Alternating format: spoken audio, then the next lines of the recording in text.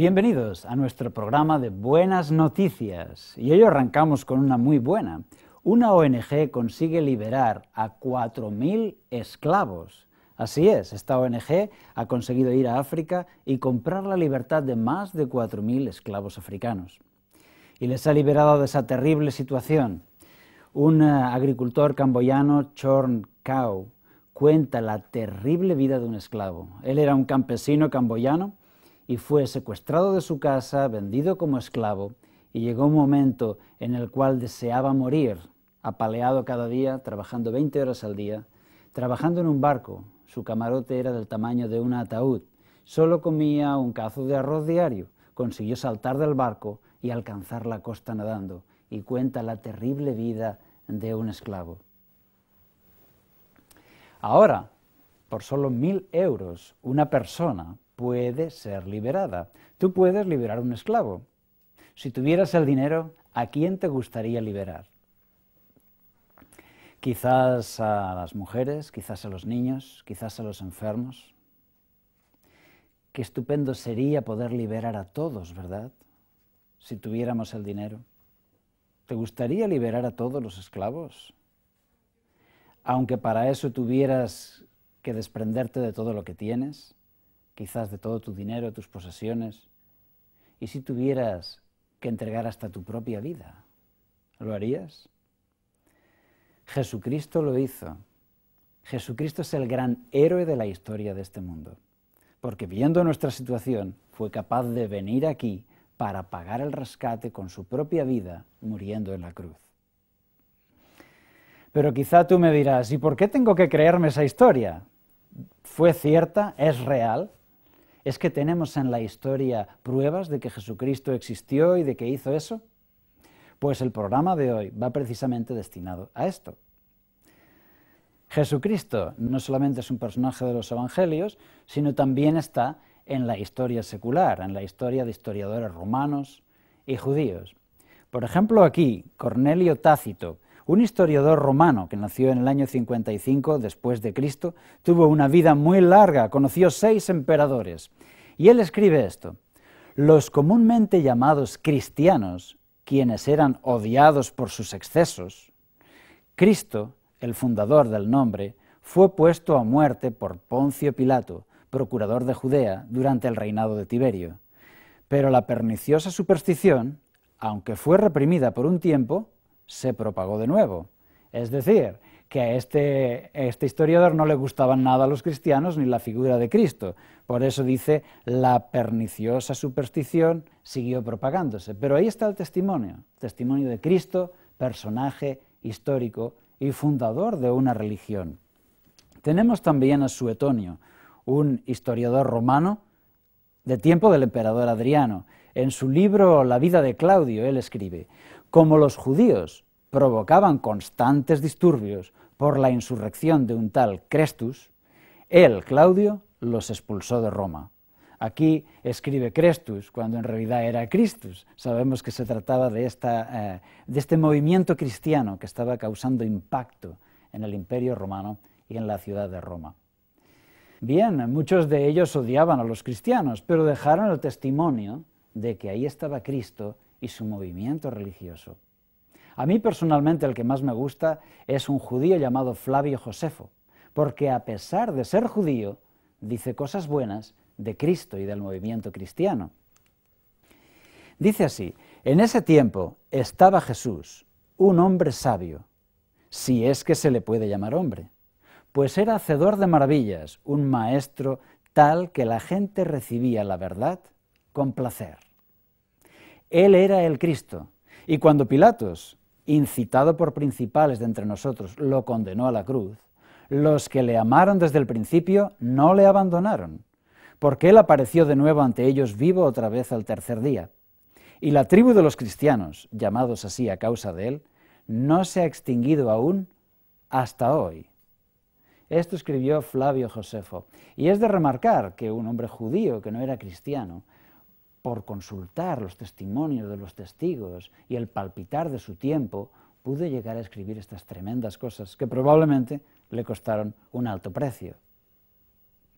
Pero lo más importante de Cristo es su mensaje, Lo más importante es saber qué es lo que dijo, para qué vino, cómo fue su trabajo en esta tierra. Y eso es lo que vamos a ver ahora mismo.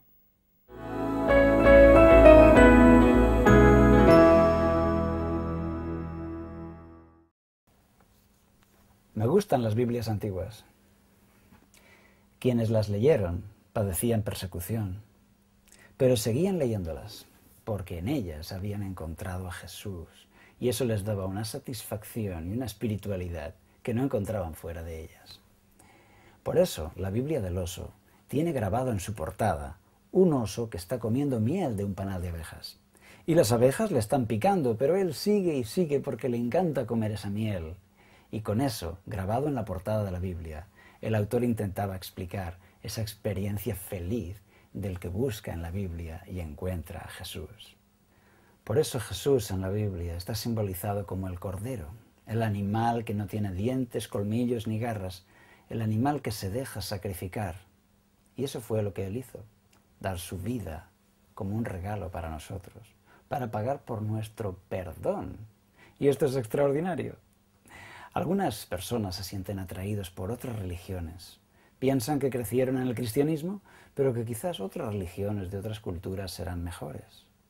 Muchos están atraídos por las religiones orientales, por la estética de los dibujos, la belleza del arte. Sin embargo, cuando pensamos en la enseñanza del karma, eso es algo tremendo. Imagínate, según esa enseñanza, la persona debería pagar con sufrimiento todos sus errores. No hay perdón, sino que en un ciclo sin fin estarás pagando por tus errores con sufrimiento. No hay problema si no hay suficiente en una vida. Tendrás otra y reencarnación tras reencarnación pagarás con dolor por todos tus errores, por miles y miles de reencarnaciones. No existe el perdón. Qué diferente es la religión de Jesús. Él nos ofrece su perdón. No tendrás que pagar por tus errores, porque Él pagó por ellos.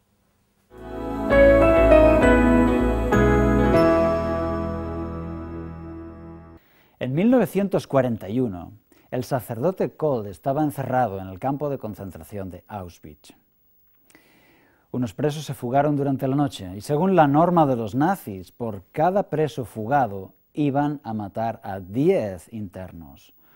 Un sargento polaco fue elegido para ser ejecutado y entonces él estaba llorando, diciendo que tenía esposa e hijos. ¿Quién va a cuidar de ellos ahora?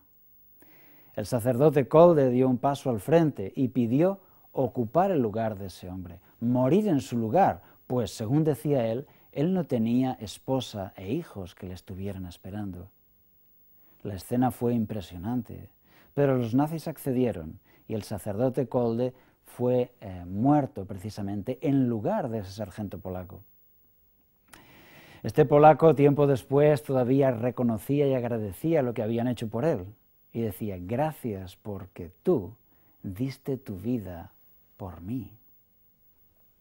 Y esta es la esencia del mensaje. Para esto vino Cristo, para dar su vida por nosotros. Fue para esto para lo que vino a este mundo. Y cuando fue clavado en una cruz y murió, lo hizo muriendo en nuestro lugar, para pagar el precio por nuestra salvación. Él recibió la muerte para que tú recibas la vida. Este es el mensaje del Evangelio. Como dice en la Biblia, el Evangelio de Juan, de tal manera amó Dios al mundo, que dio a su Hijo único, para que todo aquel que en Él cree no se pierda, sino que tenga vida eterna. Este es el mensaje, que todo nace de ese amor de Dios, que viendo la situación de un mundo caído, de un mundo en pecado que termina sus días con la enfermedad y la muerte, es capaz de venir para poner una solución, para pagar el precio y rescatarnos para un futuro mejor. Así, 1 de Juan 4:19 dice: nosotros le amamos porque Él nos amó primero. Y esto es extraordinario. Es Dios quien muestra su amor enviando a su Hijo y luego nosotros los que debemos responder. Básicamente, todo el libro de la Biblia se resume en estas dos frases. Yo te amo ¿Me amas tú? Por un lado, Dios, que nos está mostrando su amor, nos dice, hijo, yo te amo, he hecho esto por ti. Y por otro lado, espera tu respuesta. ¿Me amas tú? ¿Cuál será nuestra respuesta? Juan 1:29 dice, he aquí el Cordero de Dios que quita el pecado del mundo. ¿Quién dijo esto? Juan el Bautista. Viendo a Jesús, anunció a todos los demás, este es el Cordero de Dios que quita el pecado del mundo. ¿Qué quería decir con eso? ¿Un cordero? ¿Cuál es el símbolo del cordero? ¿Qué es lo que significa?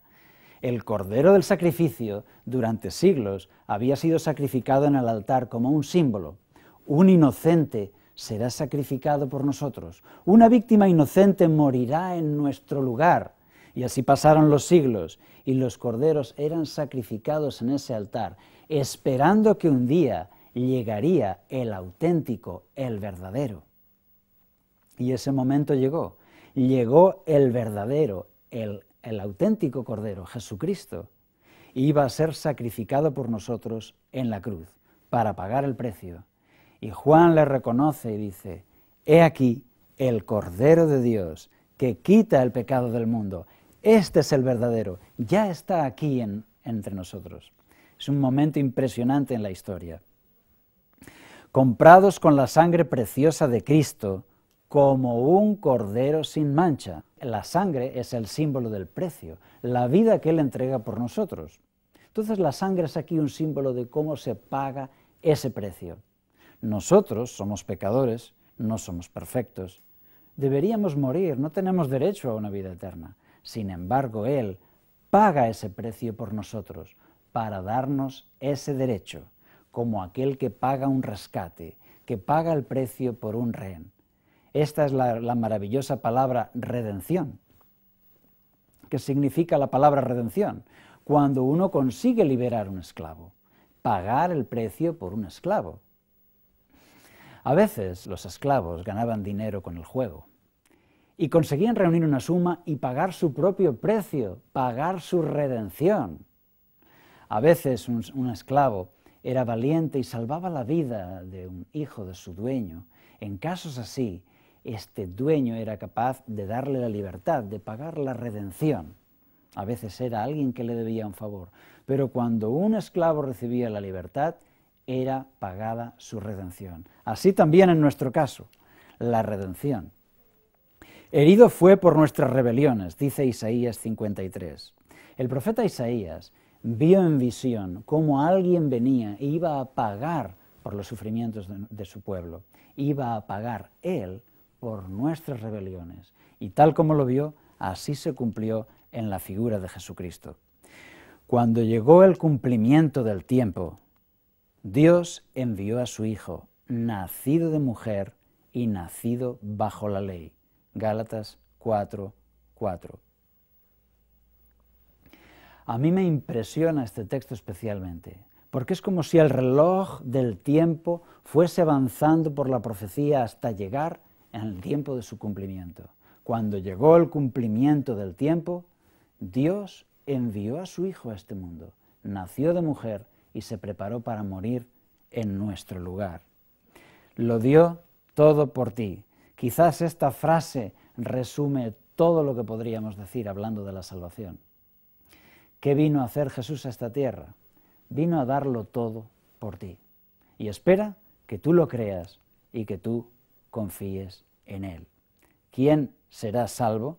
Este será el motivo de nuestro próximo bloque. Hasta ahora. La Voz de la Esperanza te invita a través de su página web vozesperanza.com a descubrir 4 interesantes cursos por Internet de forma totalmente gratuita y sin compromiso. Curso La Biblia habla. ¿Quieres conocer más de la Biblia y disfrutar de todas las bendiciones que ella puede aportar a tu vida? Entonces este es el curso perfecto para ti. Curso Tesoros de Vida, para estudiar la Palabra de Dios desde la moderna perspectiva del siglo XXI. Curso Salud y Vida. ¿Quieres aprender a disfrutar cuidándote? Entonces, ¿a qué esperas? Apúntate ya. Curso La Fe de Jesús. Estudios bíblicos de ayer, de hoy y de siempre.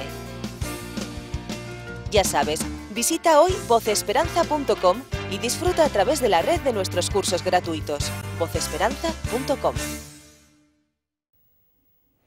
Para alguien que cree en Jesús, la pregunta más importante es: ¿seré salvo? ¿Quién será salvo? A Jesús le hicieron esta pregunta, esta misma pregunta: ¿quién será salvo?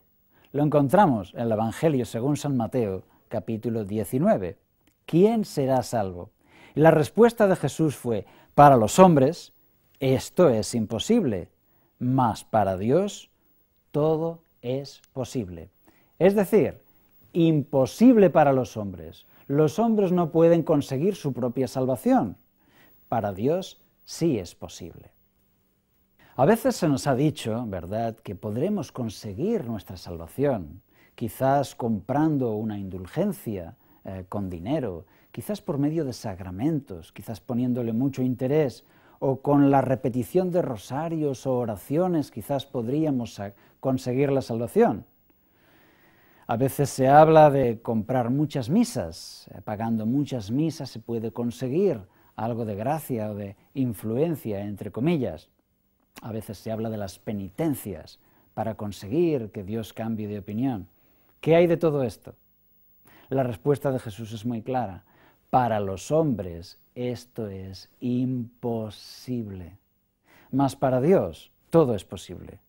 Por lo tanto, la salvación es un regalo. ¿Cómo soy salvo? Dice Efesios capítulo 2, por gracia sois salvos, por medio de la fe. Y esto no es de vosotros, pues es un don de Dios. No por obras, para que nadie se gloríe. Es decir, que somos salvos por gracia, de regalo, y nuestras obras no tienen nada que ver en eso. No pueden comprar ni conseguir nuestra salvación. Aquel muchacho se atrevió a coger el coche de su padre. No tenía permiso de conducir, tampoco tenía mucha habilidad con el coche. Sin embargo, se atrevió a hacerlo y se divirtió mucho. El problema es que tuvo un grave accidente. Cuando su padre fue al hospital, no le importaba que el coche estuviera destrozado, solo le importaba su hijo, que su hijo pudiera sanar, pudiese vivir, porque le amaba. Tampoco le importó cuando las facturas del hospital le arruinaron por completo. Nada de eso le importó, hubiera dado hasta su propia sangre para conseguir que su hijo viva. Así es la maravillosa historia del Evangelio. Para eso Jesucristo vino a este mundo, porque Dios nos ama y fue capaz de venir y sufrir lo que fuese necesario, la tortura y hasta la cruz, hasta entregar su propia vida para conseguir tu salvación y la mía. Y esto sí que son buenas noticias. Lo dio todo por ti. Quizás esta frase resume todo, ¿verdad?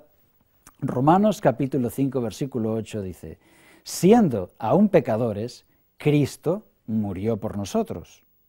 Es decir, que Él no esperó a que fuéramos buenos chicos, no esperó a que estuviéramos limpios y con una vida ordenada y pura.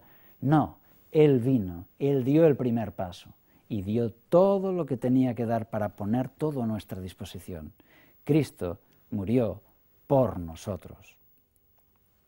Todos pecaron y están destituidos de la gloria de Dios, siendo justificados gratuitamente por su gracia, dice Romanos capítulo 3, versículos 23 en adelante. Y aquí hay una redundancia, gratuitamente por su gracia.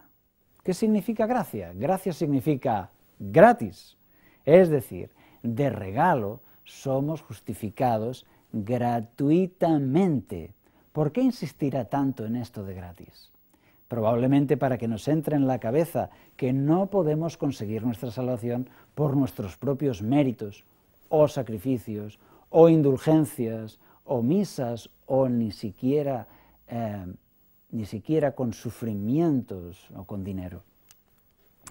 Este es un grabado de Martín Lutero, un fraile agustino que se especializó precisamente en este tema. Se hizo profesor de Biblia. Él tenía una gran preocupación para saber si Dios perdonaría sus pecados. Así es que él pasó su vida estudiando este tema y encontró cosas extraordinarias. encontró todos estos textos que nos hablan de que somos salvos por la fe, que somos justificados por la fe, no por las obras. Como Romanos capítulo 5, versículo 1. Justificados pues por la fe, tenemos paz con Dios. ¿Las obras no importan? Esta es otra pregunta que podemos hacernos. Si nuestra salvación no se gana por obras, ¿nuestras obras no importan? Dicho de otra manera, ¿no le importa a Dios cómo yo me comporte? También la Biblia tiene respuesta para eso. La fe sin obras es fe muerta, nos dice Santiago. Es decir, que una fe que salva traerá obras, porque si no trae obras es muerta y no sirve. Una escena en mi vida que me hizo reflexionar mucho fue lo que me sucedió cuando yo vivía en mi pueblo en un quinto piso de un edificio. Alguien llamó al portero automático y mi esposa dijo, ¿quién es? Soy una niña, dijo la voz. ¿Y qué es lo que quieres? Quiero entrar. Y entonces le dijeron, ¿tú vives en este bloque? Y dice, sí, yo vivo aquí, vivo en el 7, pero no alcanzo al botón. Por eso aprieto el 5. De manera que ella, como no alcanzaba a apretar el botón número 7, alcanzó a apretar el botón número 5. Y entonces nosotros le abrimos la puerta. Algo así sucede con la experiencia cristiana. Quizás tú no alcanzas a la perfección, quizás no puedes hacer bien todas las cosas que quieres. Te traiciona el mal carácter o malos hábitos. Querrías hacerlo bien, pero no alcanzas. Pero esa niña alcanzó al 5 y apretó al 5, no se conformó con menos. Lo mismo espera Dios de nosotros. Haz lo que puedas, porque lo que no puedas, se encargará Él. De lo que tú no puedas conseguir, Él se encargará. Él pondrá lo que te falte. Si puedes apretar el 5, no aprietes el 1. Si puedes portarte bien, no te portes mal, porque eso es deslealtad con Dios. Aprieta el 5 y Él pondrá lo que te queda. Si alguno está en Cristo, dice la Biblia, nueva criatura es. ¿Por qué? Porque la comunión con Dios transforma nuestros sentimientos. La fe no es simplemente una opinión o una creencia. La fe transforma los sentimientos. Sucede que cuando uno acepta el perdón de Dios, tiene paz en su corazón y por lo tanto tiene buenos sentimientos. Esos sentimientos le van a traer buenas obras. Estando en paz con Dios, tiene amor por los demás, tiene buenos sentimientos que se transformarán en acciones cristianas. Vea por el 5, vea por el 7, aprieta lo más alto que puedas y Dios pondrá la diferencia. Este es el mensaje de la justificación por la fe. Mateo 7, 16 en adelante dice, por sus frutos los conoceréis, porque en nuestras obras vamos a mostrar si tenemos esa comunión con Dios o si no la tenemos, si tenemos esa verdadera experiencia de fe con Dios. Lo dio todo por ti. También una vida nueva. Esta fe nos transforma. Con una moneda en la mano, una niña golpeaba en el mostrador de la farmacia. Tap, tap, tap, tap, tap, tap, tap. Impaciente. Y veía en la trastienda a dos hombres hablando. Así es que ella insistió.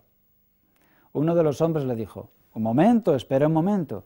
Pero ella no podía esperar y golpeaba con la monedita. Un momento, niña, ¿no ves que estoy hablando con mi hermano? Pero la niña no podía esperar. Así es que cuando salió, le dijeron, ¿qué es lo que quieres? Dice, vengo a comprar un milagro.